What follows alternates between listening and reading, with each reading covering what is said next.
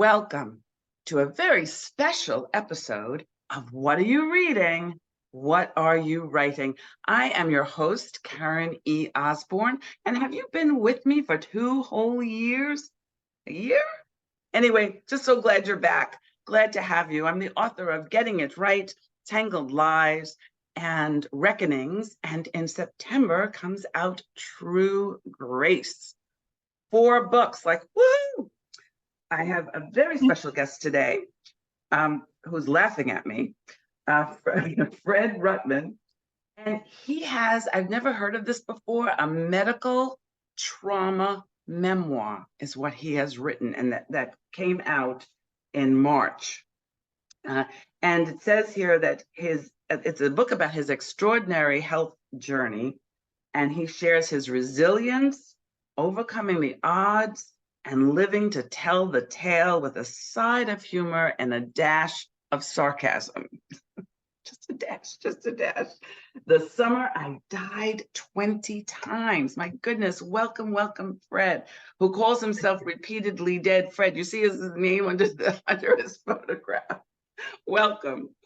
Thank you so much for having me, and congratulations. 2 years on a podcast is phenomenal. So few people make it that far. And a 4th book? Wow. Wow, I didn't know that 2 years for a podcast is phenomenal. I actually have people booked through to November. Okay. I know, I'm going to make 3 years, I think. For sure. Let's start with, what was the illness? Just tell us, what happened? Well, that was the problem, is they couldn't figure out what the illness was. So they initially thought I was just passing out or fainting randomly. And almost every time I would pass out, I hit my head and obtained a concussion. And it took them maybe 4 to 5 months to figure out that I had a condition called a full AV block, a full atrial ventricular block, which is the nerves in your heart that tell the atria and the ventricle to pump blood and keep you alive. So those were slowly dying off, and my heart was stopping. So your heart stops. It's very different than a heart attack. Just your heart stops. just stops. Your blood pressure goes to 0, no blood and oxygen to your brain, and you're clinically dead. So, most of these episodes were at least 30 seconds. I think that's the definition of clinically dead. So you're not breathing or no heartbeat for that period of time. And some were closer to 5 minutes. So there was a lot of brain trauma and PTSD and all sorts of things like that. They eventually deemed it a sudden onset full AV block, because this is a condition that usually only happens to men in their 70s, and I was in my 40s, so they still have no idea why this happened to me. Your heart has all these, your body in general has all these backup systems. So my backup systems were also dying. So that's why instead of kicking in really, really quickly, I often lingered in being repeatedly dead Fred. Wow. So you said that it took the doctors a while to figure this out. And I read on the back of your book jacket that the doctors had to level up, to Yes. even to figure this out. So kind of what was that like? Did you have like a whole bunch of docs, peering at you every 2 minutes? And what was that like? It was frustrating, but I was also so battered. I really didn't understand what was happening to me and how serious it was until finally a doctor came into the room. This is probably after the 16th time it happened, and said, "Holy swear word, your heart's stopping. Like, you've got a real problem here." And up until that point, they weren't really taking me seriously. They were thinking, they kept trying to prove I was having a heart attack. And, after like the 10th, 12th, 15th time you test for that and it shows up negative, maybe you need to start looking for other things. Yes. And, yeah. if doctors don't see it on a test, it doesn't exist for the most part. did it take a lot of advocacy on your family's part or your part to get them to pay attention, or did you have No, to it just fight for the diagnosis? to a degree, but once they figured it out, it was full speed ahead. But even then, they didn't take me seriously. So they knew my heart was stopping. And the solution for this is to implant a pacemaker, which is pretty common these days. They Hmm. do, 800,000, 900,000 a year. But they should have like taken me into the OR at that point. And it was, Mm. another 3, 4 days. I can't remember the exact number. Um, and then I had a number of incidents where my heart stopped again while I was waiting for the procedure. And I think it was, the 18th or 19th time they said, maybe we should move him into the cardiac ICU, and keep Wow. him like, really under microscope. So, um, My goodness. So, what? So, okay. So this incredible thing happened to you, mhm, and they finally figured it out. What mhm. made you think I should turn this into a book? I didn't really think I should. I was trying to journal a little bit because there's no roadmap for recovery from what's happened to Mm. me. Um, but I knew that every time I told somebody my story, they were pretty blown away.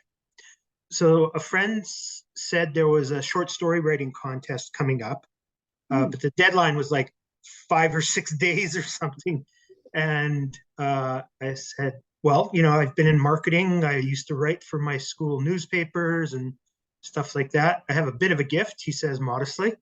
And so I thought, well, I'll try this out. And I blew past the word limit very quickly. And I realized I had a real book if I could figure out how to write a book and get it published. So I Ah, didn't I didn't enter the short story contest, um, but you I just ended kept up, going. yeah. So I've Ah, got this book, and then I've got the sequel being written. Maybe I've jumped ahead in your questions. I yeah, apologize. let's talk about the no, that's all right. We'll talk about the sequel in a minute. So you decided to write this book about your journey, Mhm, and because people seemed interested. mhm, What did you want people to take away? So now, everyone is watching today. We have an audience on Facebook and YouTube and on my web page.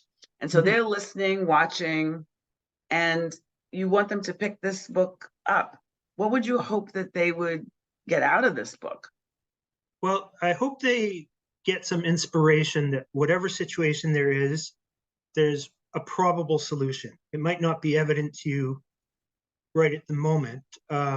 Viktor Frankl, the Holocaust survivor, um, he, I'm paraphrasing here, he said, if you have hope, you can conquer almost anything.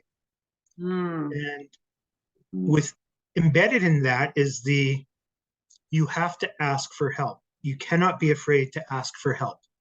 There are people who want to help you. You probably haven't even met most of them, but people are generally good, and asking for help can really help you along your journey.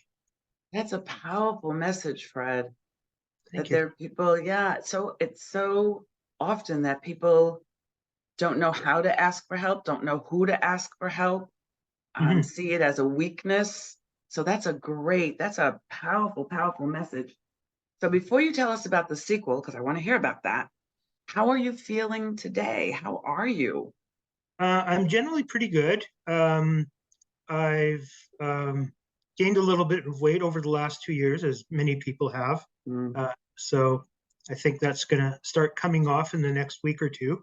Um, I know that because I'm going back to seriously intermittent fasting, which is what changed my life, and I'm also going to jump ahead, and that's in the books I'm reading right now, perpetually. Um, but I feel really good. I don't have an ache or pain in my body. And I grew up in Canada playing hockey in minus 30 weather outside, playing football, playing rugby. At one point, I was 340 pounds. I mean, my body was really beat up. And now I don't have an ache or a pain. My sleep apnea has gone away. My diabetes is reversed. It's just an Wow. unbelievable transformation. And you owe this transformation to, Intermittent fasting. yeah. That's the thing almost all doctors know about, and none of them recommend it. I'm fortunate that I had a cardiac team that were on the intermittent fasting bandwagon, and they introduced it to me. And then through my work wife, um, she introduced me to a lady named Jen Stevens, um, and she's on my always read book, um, Fast Feast Fast, Repeat. feast, repeat. So she is my fasting guru. She wrote the foreword to my book. Cool. Yeah. That's wonderful. I'm an intermittent faster, so I was interested. I don't know if I do it right.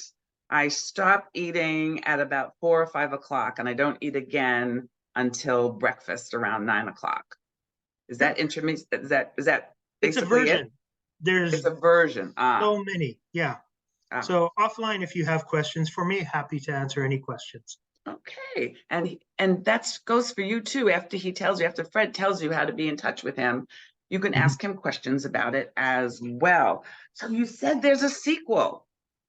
Yes. So in 2018, I went through a number of pacemaker failures, which is a pretty rare event. Hmm. Uh, so I think I just had in November, I just had my fifth or sixth pacemaker put in since 2009 because I don't know, they buy them at the dollar store or something. They just don't, they don't last. Um, so I had a very unique surgery. It was, yeah, it was just weird. Um, so things kept happening to me after 2018, after this miracle surgery. And I actually had two functioning pacemakers at the same time working simultaneously. And I think I was one of 8 people in the world that they had figured out something like this for. Hmm. So I've had a number of other heart issues and things like that. So it's this summer I died 20 times, continues. It continues And the story. Yeah. Wow. And when yeah. is that one coming out? Or you Oh, I have don't know. finished it? It's an ongoing, You're still working on it. I yes. understand. We always have works in progress and sometimes two or three in our heads. So I understand. I'm also thinking of writing a cookbook. Cookbook. Oh, Yeah. how cool. Yeah. For repeated cooking for repeatedly dead people. So Now, I bet that one's going to be a really good seller. So, hopefully people will eat it up. oh boy. Da-dum-dum. So, tell us about your reading life. So, you showed us one book that you said you keep close to you all the time. Mhm. What else do you like to read? I read a broad spectrum. I don't read as much as I'd like to because I read a lot of articles off the internet. Mm. Um, but I was a business professor, so I have an ingrained desire to know things marketing and finance and along that line. So it's a I've I recently read The Billion Dollar Whale. It's sort of like the world's greatest Ponzi scheme, if you can say that, Mm. uh, by somebody from East Asia who just like bilked all the big banks and everybody out of billions and billions of dollars.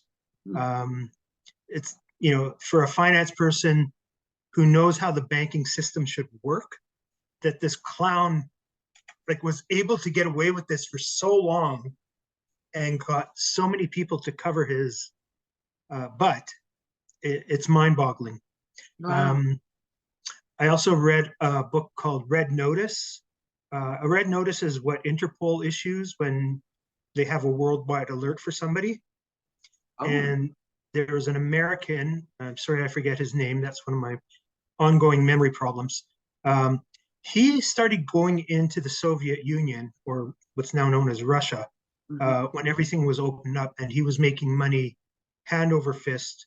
And the oligarchs and a certain ruler didn't like what he was doing, and they pulled whatever strings. In the book, they claim certain people that were involved in this were assassinated, Wow. and he had a red notice slapped on him by, Putin, I guess Putin and his cronies, and they tried to tear his life apart.